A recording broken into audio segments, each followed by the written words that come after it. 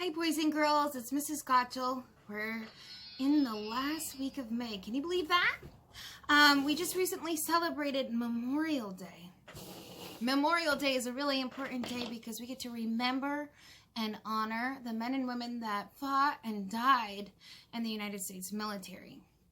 So we just celebrated Memorial Day. I tried to put my flag behind me. There's a lot of artistic elements in that flag, and I'm going to be talking about that in a minute.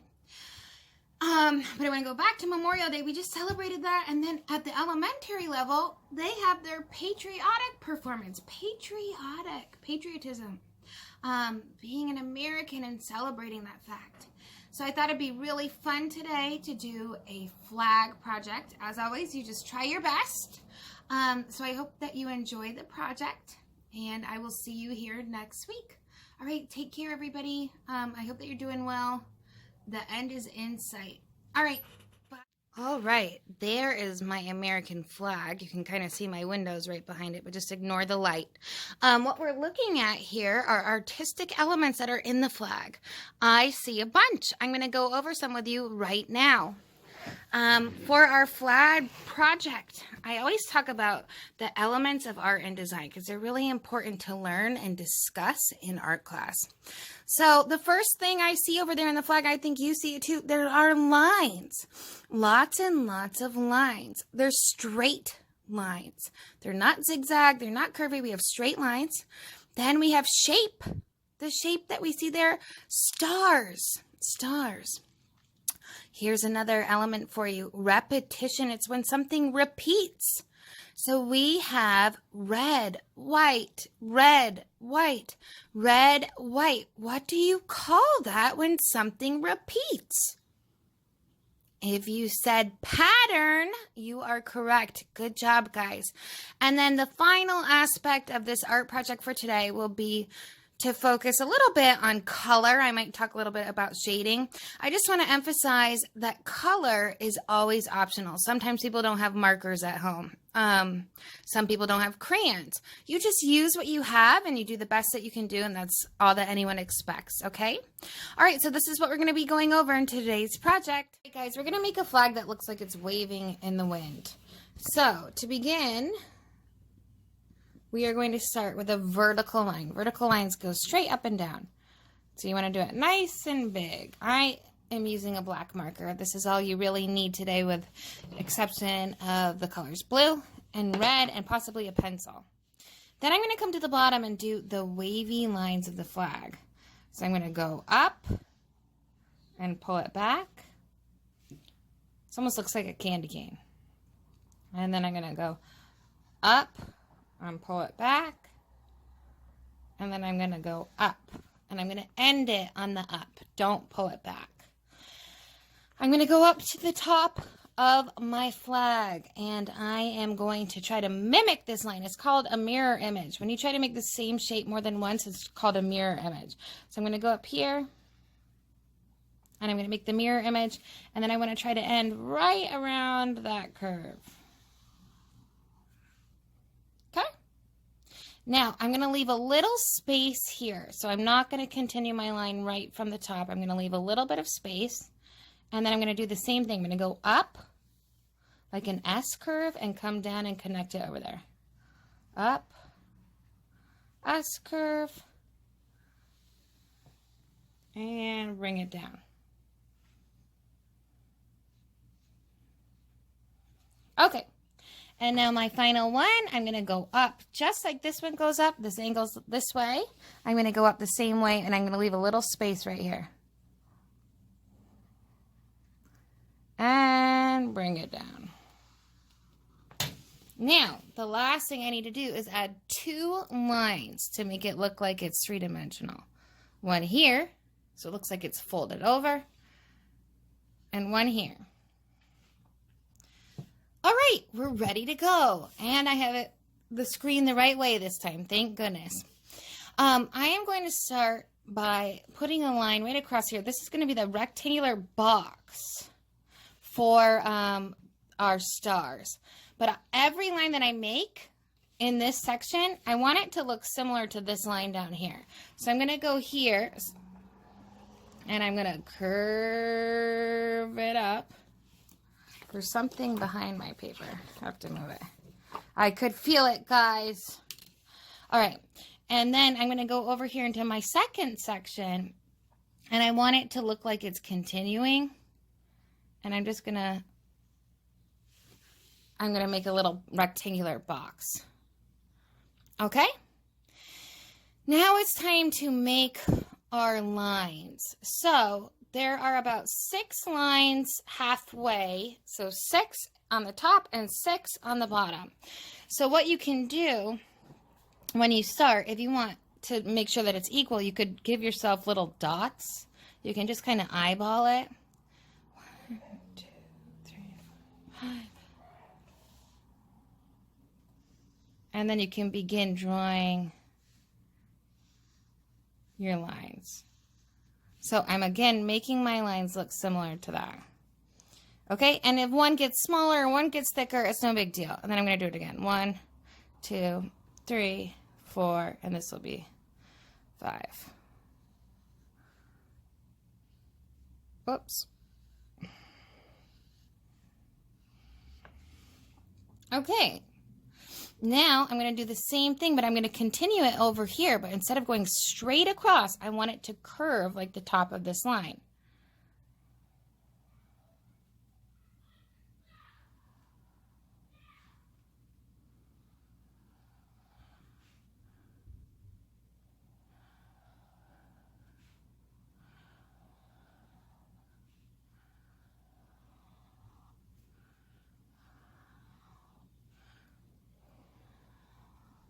And then it looks like I have a half a line. You don't want to do a line right here. So you're just going to pick it back up over there. Perfect. And now we just have one section left. So this line's that candy cane line. So you want to make sure that it curves the same way.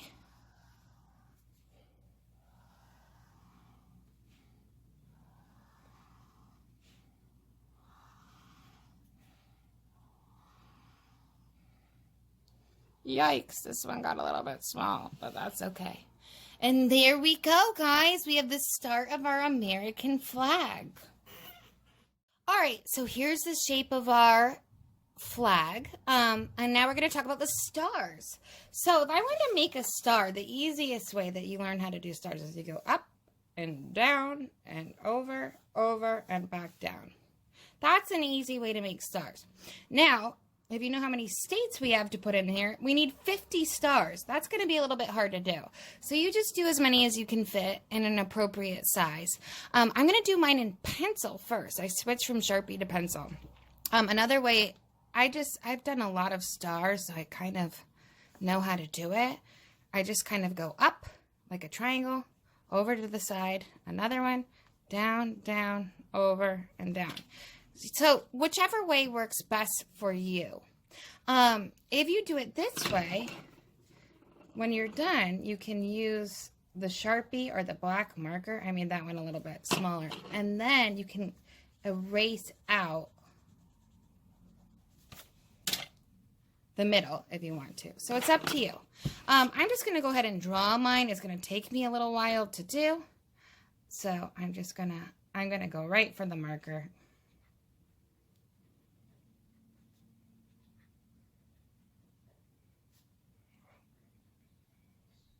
And again, it doesn't have to be perfect. So there are 6 that go across.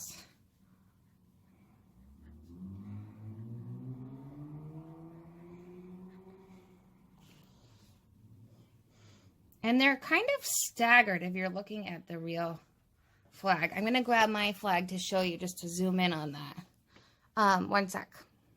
So when we look at the rows of stars, our shapes, sort of in between the star comes another star. So it's like star, space, star. So there's our pattern too. Or they can go diagonal, however it makes sense for you. So I'm going to keep doing my stars, and then I will show you how it looks when I am all done. Keep it going. Don't forget about this rectangle we did right here to put your stars there as well, because it looks like the flag's really waving when part of it continues into this section.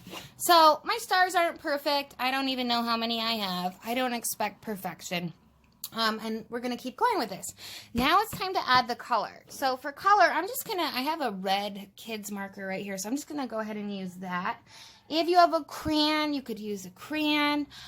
It's really whatever you have if you want to do the color part, which is optional.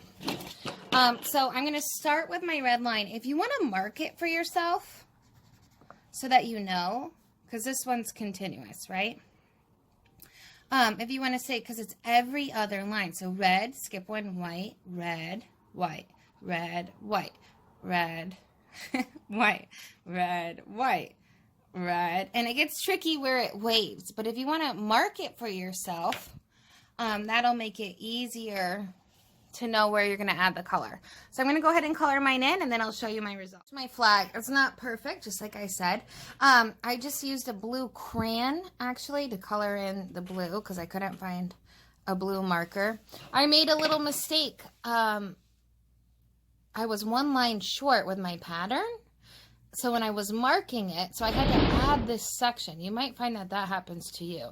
So just be careful about it, and you might have to add a line when it's your turn to go. So I have a little red mark, but that's okay. If I really cared, I could put some white paint or something over it. I also added a little flag pole to the side with a little top. That's completely your choice, up to you. But I think it looks pretty good. I also used a black crayon, and I gently pushed, because if this fold is in front of in front of this one, and this is behind, this section is behind this fold, there would be a light shadow, just the way my camera was how to cast shadow. I fixed that, by the way. I don't know if you can tell. So I put a little shadow area in here. That's your choice. And white crayons. Whoever knows what to do with these things? Whoever uses a white crayon? It's very seldom you get the chance to use a white crayon. It's probably the most neglected crayon that there is.